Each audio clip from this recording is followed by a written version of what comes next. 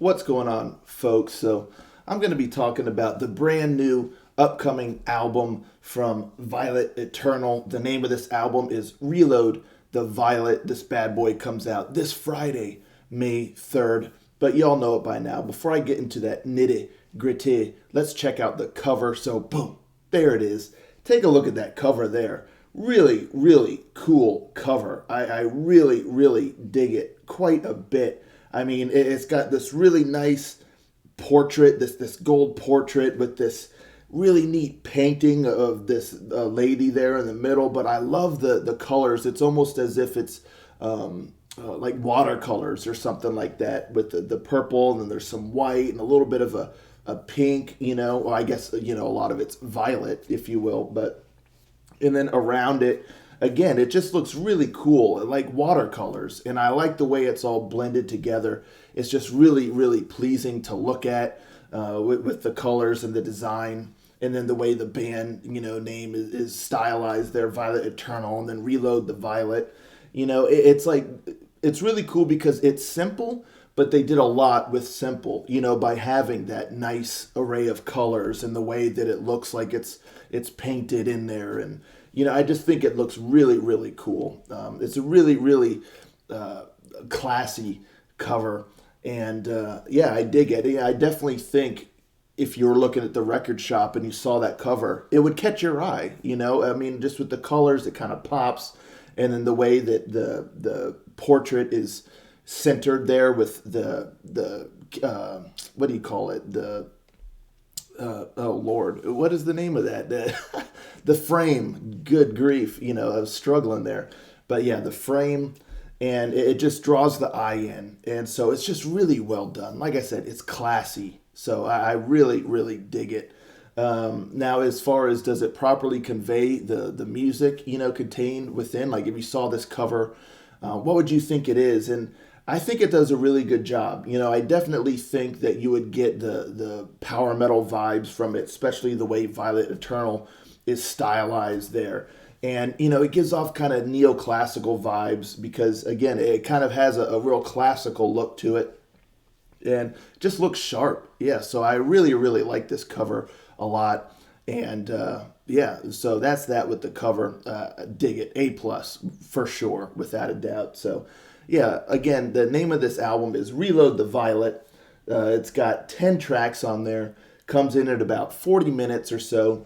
All of the songs are really between like 3.5 to 5 minutes. So it's a solid length. You get a good amount of tracks. None of it overstays its welcome. And, it flows really nice. I really like the structure of it. And again, you feel like you get a full album's worth without anything overstaying its welcome. It all feels like it belongs on there, and it feels like a completed work. And once it's done, you feel like you can just jump back in and give it another listen, which I highly recommend. I mean, there's a lot of great stuff on here. But yeah, I mean, what you're going to get is, it's a little difficult to pin down. I mean, through and through, this is some really nice traditional melodic power metal, but there are some nice little additional styles thrown in there for good measure. Like, it's a fusion of some other styles in some songs. Some songs are more straightforward traditional power metal, but then you have some that have a little bit of a J-pop influence, a little bit of a Japanese power metal influence. You get a little bit of neoclassical in spots. And then there's one song in particular that I feel like even has a little touch of a melodic rock vibe.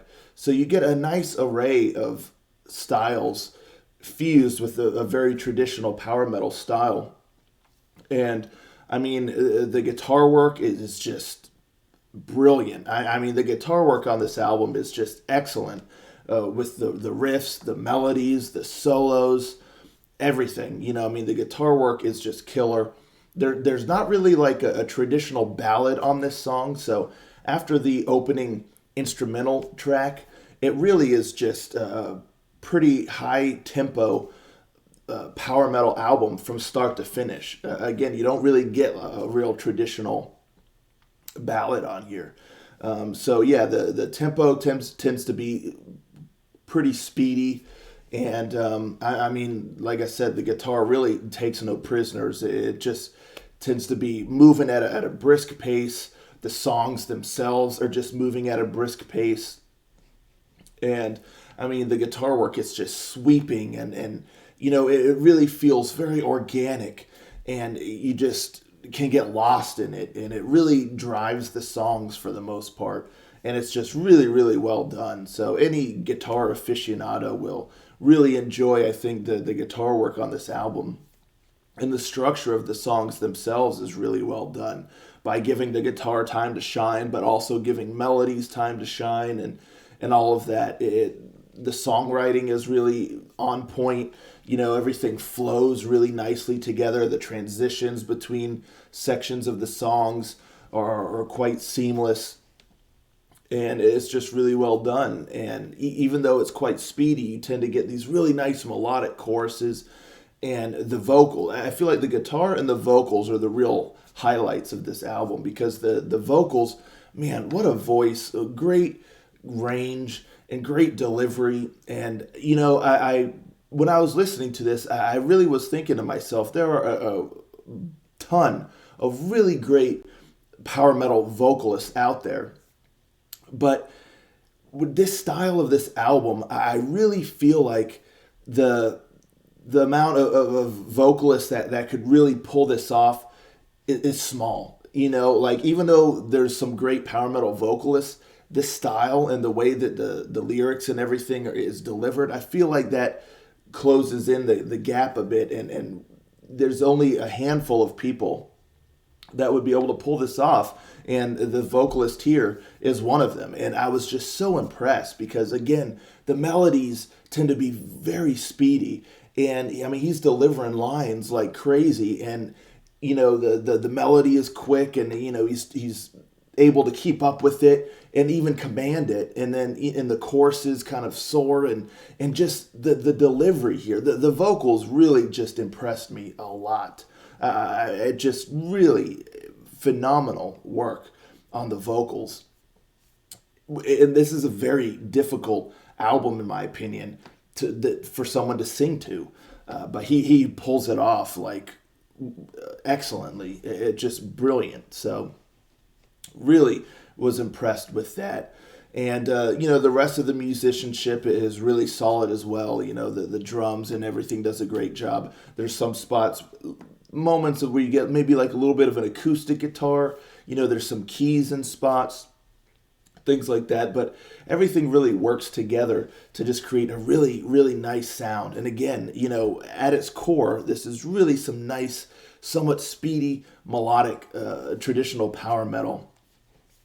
And I had high expectations of this album, but to be honest, the final product exceeded my expectations. It just really is a well put together album, and it just works very well. I mean, you get that opening track that's kind of an instrumental, and then track 2, The Echoes of Time, really kind of takes off, and I think is a good song to start with, because it gives you an idea of kind of what you're getting into in the rest of the album, even though there's some surprises along the way.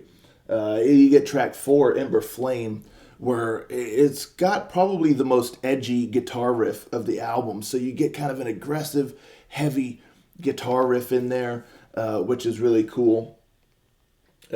Track 5, Under the Violet Sun, really has that Japanese power metal, J-pop influence in there, and it's just woven together so well. It just, everything just works really well. And then you get track 6, Land of the Golden Sun, which is one of the highlights of the album for me, and it's one of the songs that was not released as a single, but this is a song that really jumped out at me, and just really, again, was one of the highlights of the album. It's got a great riff, a great rhythm to the song, and then a really nice chorus and melody. I just really enjoyed the rhythm of this song. It just worked super well. And then you got like track 7, Never Surrender, which is the track I was talking about before, where, in my opinion, it's got a touch of melodic rock to it. So it just, in the structure and in the vibe, I mean, it's not full on melodic rock, but there's a little bit of a flavor in there of melodic rock, which I thought was really neat. And the rest of the album just kind of keeps the momentum going and keeps the quality up. And that's one thing from start to finish. There's not like a song that feels like it's kind of the low point of the album. Everything seems to work together well. It was arranged well, and it all feels like it fits. It doesn't overstay its welcome. So I was very, very impressed with this album. Again, my expectations were high, but this even exceeded my expectations. And I think any fan of power metal in general is really going to have a ball with this album. It really just it doesn't beat around the bush. I mean, it is just pure power metal with some really cool influences woven in there. Killer guitar work, incredible vocals, and the rest of the musicianship, like I said, is also on point. And it's just a very impressive album that quite blew me away, to be honest. So, highly recommend this. I think this is an album that's going to end up on a lot of folks' top power metal albums of the year. It definitely has that quality to it, and it's just incredibly enjoyable. So, blew me away. If there's one song that I recommend that you check out, if you're like, hey, tell me one song to listen to decide if I want to hear the whole album. It's kind of tough, but honestly would probably just go with The Echoes of Time, which is track 2, which was also released as a single. It's difficult to kind of really capture the whole album in one song, but I think that song does a good job of conveying, what you can kind of expect on the album.